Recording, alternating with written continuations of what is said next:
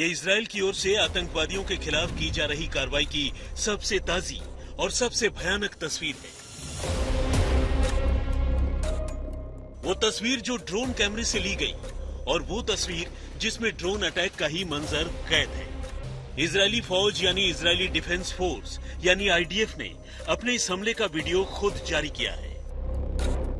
आप देख सकते हैं कि कैसे इस वीडियो में एक गाड़ी से उतरकर कुछ लड़ाके सुरक्षित ठिकानों की ओर भागने की कोशिश कर रहे हैं, लेकिन ऊपर से बम की सूरत में मौत बरसती है और पलक झपकते ही सारे के सारे लड़ाकों के चीथड़े उड़ जाते हैं।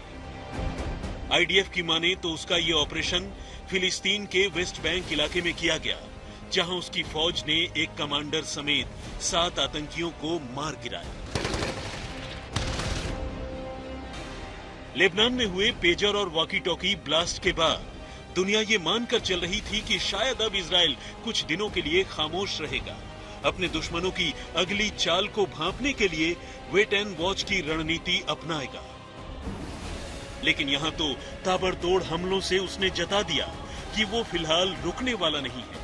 जब तक वो इस जंग में अपने दुश्मनों का समूल नाश न कर दे, तब तक वो थमने वाला नहीं है।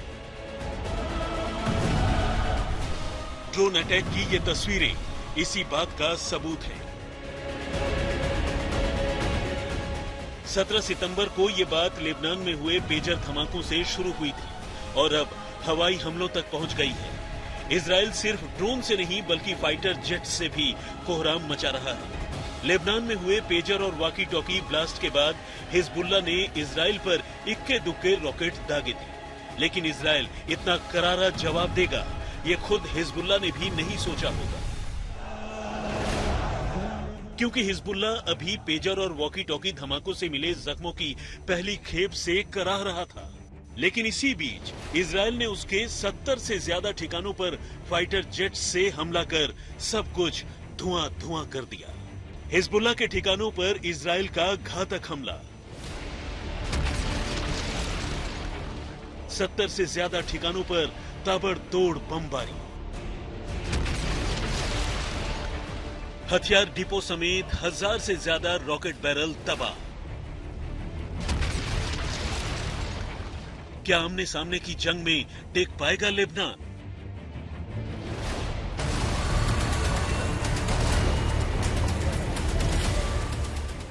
सत्रह और 18 सितंबर को लेबनान में हुए पेजर और वॉकी टॉकी धमाकों से लेबनान में हिजबुल्लाह के लड़ाकों को बड़ा नुकसान हुआ था। इन हमलों में जहां 37 लोगों की मौत हो गई थी, वहीं 2300 लोग घायल हुए थे।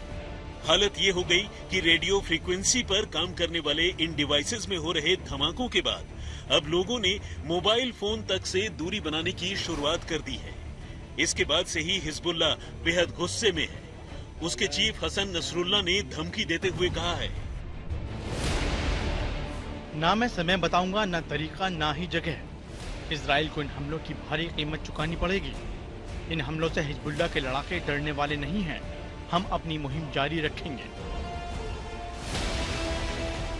लेकिन इससे पहले कि हिजबुल्लाह कोई पलटवार कर पाता, इजराइल ने एक के बाद एक ताबड़तोड़ हमलों से दिखा दिया कि अपने दुश्मनों को मटियामेट करने के मामले में वो अभी रुकने वाला नहीं है।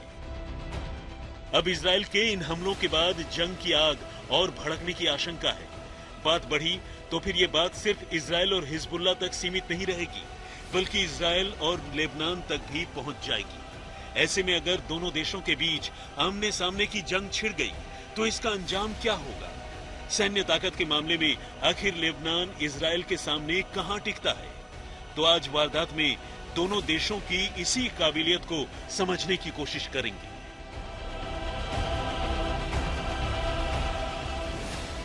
इजराइल और लेबनान के बीच करीब 130 किलोमीटर की सीमा लगती है। यह इजराइल का उत्तरी जबकि लेबनान का दक्षिणी इलाका है। इसे ब्लू लाइन के नाम से भी जाना जाता है।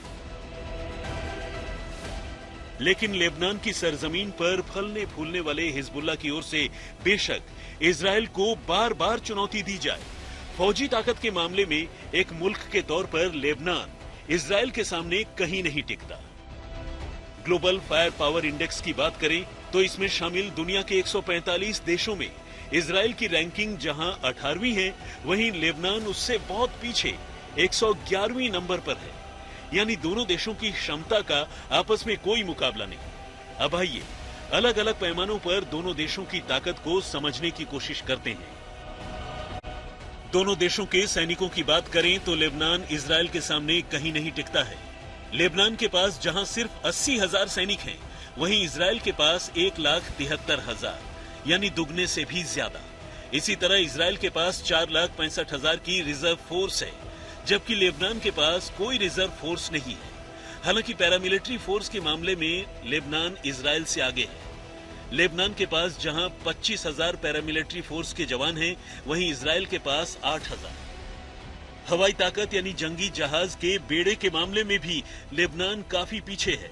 लेबनान के पास जहां सिर्फ 78 एयरक्राफ्ट्स हैं, वहीं इजराइल के पास 601। फाइटर जेट्स की बात करें तो लेबनान के हाथ बिल्कुल खाली हैं, यानी उसके पास एक भी फाइटर जेट नहीं है, जबकि इजराइल के पास 241 फाइटर एयरक्राफ्ट्स हैं। इसी तरह लेबनान के पास 9 डेडिकेटेड अटैक एयरक्राफ्ट्स हैं, वहीं इजराइल के पास 32। लेबनान के पास सिर्फ 9 ट्रेनिंग फाइटर जेट्स हैं, जबकि इजराइल के पास 153 ट्रेनिंग फाइटर जेट्स हैं। इसके अलावा लेबनान के पास 60 हेलीकॉप्टर्स हैं, जबकि इजराइल के पास 126। इनमें से इजराइल के 48 हेलीकॉप्टर्स अटैक हेलीकॉप्टर्स हैं, जबकि लेबनान के पास ऐसा एक भी अटैक हेलीकॉप्टर नहीं है। आर्टिलरी यानी गोला बारूद में भी दोनों देशों का कोई मुकाबला नहीं। लेबनान के पास 361 टैंक्स हैं, जबकि इजराइल के पास इससे 7 गुना ज्यादा यानी 2200 टैंक्स का बेड़ा है। लेबनान के पास 9,864 बख्तरबंद गाड़ियां हैं, जबकि इजराइल के पास 56,290 बख्तरबंद गाड़ियां मौजूद हैं। इसी तरह सेल्फ प्रोपेल्ड आर्टिलरी के मामले में भी लेबनान इजराइल से बहुत पीछे है। लेबनान के पास 84 सेल्फ प्रोपेल्ड आर्टिलरी है, जबकि इजराइल के पास 650। गोला बारूद यानी जंग के दूसरे साजो सामान का इजराइल के पास बहुत बड़ा जखीरा है। इजराइल की समुद्री ताकत भी लेबनान के मुकाबले काफी ज्यादा है। लेबनान के पास कोई पनडुब्बी है ही नहीं, जबकि इजराइल के पास 5 पनडुब्बियां हैं। हालांकि दोनों देशों के पास कोई डिस्ट्रॉयर और फ्रिगेट्स नहीं है, लेकिन लेबनान के पास कोई कॉर्वेट युद्धपोत भी नहीं है, जबकि इजराइल के पास ऐसे 7 युद्धपोत मौजूद हैं। लेबनान के पास 22 पेट्रोलिंग वेसल्स हैं, जबकि इजराइल के पास ऐसे 45 वेसल्स हैं। ऐसे में जानकारों का मानना है कि लेबनान शायद ही कभी इजराइल से सीधे उलझने की कोई गलती करेगा, क्योंकि इजराइल की ताकत और उसके तेवर को देखकर साफ है कि अगर लेबनान ने ऐसा कुछ किया तो उसे इसकी भारी कीमत चुकानी होगी। वैसे अब तक तो हमने मोटे तौर पर दोनों देशों की फौजी ताकत की बात की है। अगर इजराइल और लेबनान के वैसे नागरिकों की बात करें जो जरूरत पड़ने पर जंग में जा सकते हैं, तो उसमें भी लेबनान इजराइल के मामले में दूर दूर तक कहीं नहीं टिकता। इजराइल के मैन पावर में से 31,11,000 से ज्यादा लोग सेना में भर्ती के लिए फिट हैं। इनमें 1,24,000 मिलिट्री में शामिल होने की उम्र तक पहुंच गए हैं, जबकि लेबनान की मैन पावर में सिर्फ 17,53,000 लोग ही सेना में भर्ती होने लायक हैं। इनमें से भी सिर्फ 68,859 लोग ही मिलिट्री में शामिल होने लायक उम्र तक पहुंच पाए हैं। यानी लेबनान के लिए इजराइल के साथ सीधे जंग में जाने का सिर्फ और सिर्फ एक ही मतलब है, मौत और तबाही। आज तक ब्यूरो। लगातार 2 दिनों तक हुए पेजर और वॉकी टॉकी के जरिए सीरियल ब्लास्ट में 37 लोगों की मौत हो चुकी है, जबकि 3,000 से ज्यादा लोग घायल हो चुके हैं। लेबनान में हुए इन धमाकों के लिए इजराइल और उसकी खुफिया एजेंसी मोसाद को जिम्मेदार ठहराया जा रहा है, लेकिन इजराइल अब तक इस पर खामोश है। लेकिन अब वही इजराइल लेबनान पर बम बरसा रहा है और बाकायदा उसके वीडियो दुनिया को दिखा रहा है। सवाल है कि आखिर इजराइल ऐसा क्यों कर रहा है?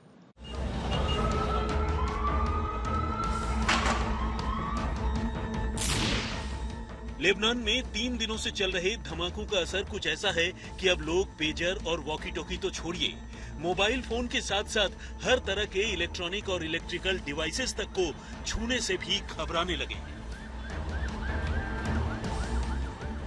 हिजबुल्लाह ने एक बार फिर अपने लड़ाकों से मोबाइल फोन की बैटरी निकालकर दूर फेंकने की बात कही है। जबकि राजधानी बेरूत के रफीक हरीरी इंटरनेशनल एयरपोर्ट पर पैसेंजर्स के वॉकी टॉकी और पेजर्स लेकर जाने पर पूरी तरह से पाबंदी लगा दी गई है। यानी लेबनान की हालत फिलहाल कुछ ऐसी है कि लोगों को ये समझ नहीं आ रहा कि कब कहां कौन सी चीज फट जाए जो मौत और तबाही की वजह बने। लेबनान में मची इस भयानक तबाही का इल्जाम तो खैर पहले ही दिन से इजराइल पर है। ये और बात है कि इजराइल ने अब तक ऑफिशियली इस साजिश में शामिल होने की बात नहीं कही है, लेकिन इन धमाकों को लेकर सूत्रों के हवाले से जो और जैसी जैसी कहानियां सामने आ रही हैं, वो दिमाग चकराने वाली है। और इन तथ्यों के मुताबिक लेबनान पर हुए इस हमले की साजिश कोई चंद दिनों या महीनों पहले नहीं, बल्कि करीब 2 साल से या फिर उससे भी पहले से चल रही थी।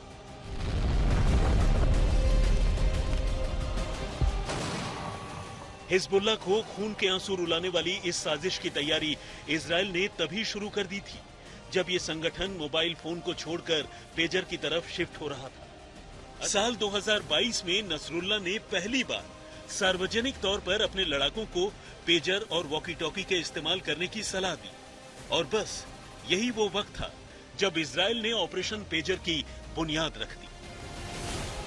इजराइल ने यूरोपीय मुल्क हंगरी की राजधानी बुडापेस्ट में सिर्फ इसी ऑपरेशन के लिए एकाएक 3 शेल कंपनियां खड़ी कर दी। शेल कंपनी यानी ऊपर से जिसका काम कुछ और हो और असल में कुछ और इन्हीं कंपनीज में से एक थी बीएसई कंसल्टिंग केएफटी, जिसने पेजर बनाने का काम शुरू कर दिया और आखिरकार उसे अपोलो गोल्ड के रास्ते पेजर का ऑर्डर मिल ही गया। इसके बाद कंपनी ने हिजबुल्लाह के लिए PETN नाम के विस्फोटक के साथ पेजर का प्रोडक्शन शुरू कर दिया और जल्द ही बल्क में इसकी सप्लाई भी शुरू की। यानी अब असली काम पूरा हो चुका था। हिजबुल्लाह के लड़ाके अपने हाथों में इजराइल की ओर से बनाए गए पेजर बम लेकर घूमने लगे थे और उन्हें दूर दूर तक इस बात का कोई अंदेशा नहीं था कि आगे क्या होने वाला है। और फिर आई 17 सितंबर की वो तारीख जब इजराइल ने सीक्रेट कोड के जरिए पहले पेजर्स में लगी बैटरी को हीटअप किया और फिर बैटरी की गर्मी से PETN में धमाके चालू हो गए।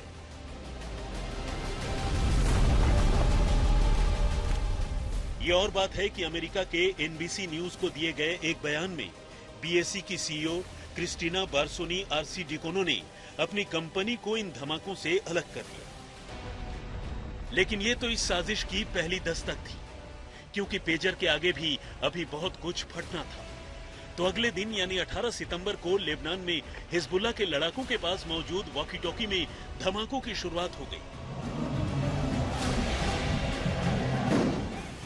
और इससे पहले कि लड़ाके अपने पास मौजूद वॉकी टॉकी दूर फेंकते, देखते ही देखते वॉकी टॉकी फटने लगे और हिजबुल्लाह के कम से कम 20 लड़ाके मारे गए और सैकड़ों लहूलुहान होकर अस्पताल पहुंच गए। जिन वॉकी टॉकी में धमाके हुए उन्हें जापान की आईकॉम कंपनी का बताया गया, जिन्हें कुछ महीने पहले ही हिजबुल्लाह ने अपने लड़ाकों के लिए खरीदा था।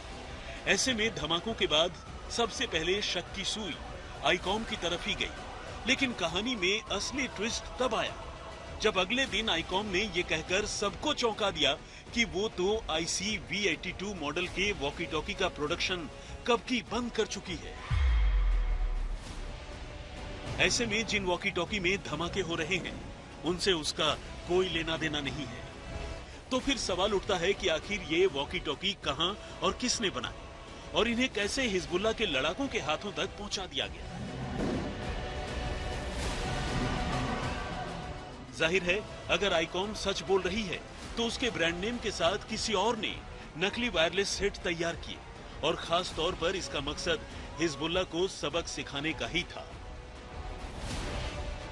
हिजबुल्लाह और लेबनान के लोग अभी पेजर और वॉकी टॉकी के धमाकों से उबर पाते तब तक बुधवार को ही राजधानी बेरूत समेत देश के अलग अलग हिस्सों में मकानों और दुकानों पर लगे सोलर पैनल्स में ब्लास्ट की शुरुआत हो गई। राजधानी बेरूत वो जगह है जहां सोलर पैनल का अच्छा खासा चलन है। ऐसे में इन धमाकों ने अब हिजबुल्लाह के लड़ाकों के साथ साथ आम लोगों को भी दहशत में डाल दिया है। लेबनान की नेशनल न्यूज एजेंसी NNA ने इन धमाकों की पुष्टि की है, लेकिन फिलहाल ये साफ नहीं है कि सोलर पैनल में ये धमाके भी डिवाइस के अंदर से ही ट्रिगर किए गए या फिर बाहर से। बुधवार को सोलर पैनल के साथ साथ बेरूत में कुछ फिंगरप्रिंट डिटेक्शन डिवाइसेस में भी धमाके हुए। इससे 60 से ज्यादा मकानों और 15 कारों और कई मोटर बाइक्स में आग लग गई। फिलहाल सोलर पैनल और फिंगरप्रिंट डिटेक्शन डिवाइसेस में आग लगने की वजह तो साफ नहीं है, लेकिन इन धमाकों को देखकर एक्सपर्ट्स का कहना है कि लेबनान में आने वाली तरह तरह की डिवाइसेस और गैजेट्स के सप्लाई चेन के साथ बड़े पैमाने पर छेड़छाड़ की गई है और ये धमाके इस बात का सबूत हैं। आज तक ब्यूरो। तो वारदात में फिलहाल इतना ही, मगर देश और दुनिया की बाकी खबरों के लिए आप देखते रहिए आज तक।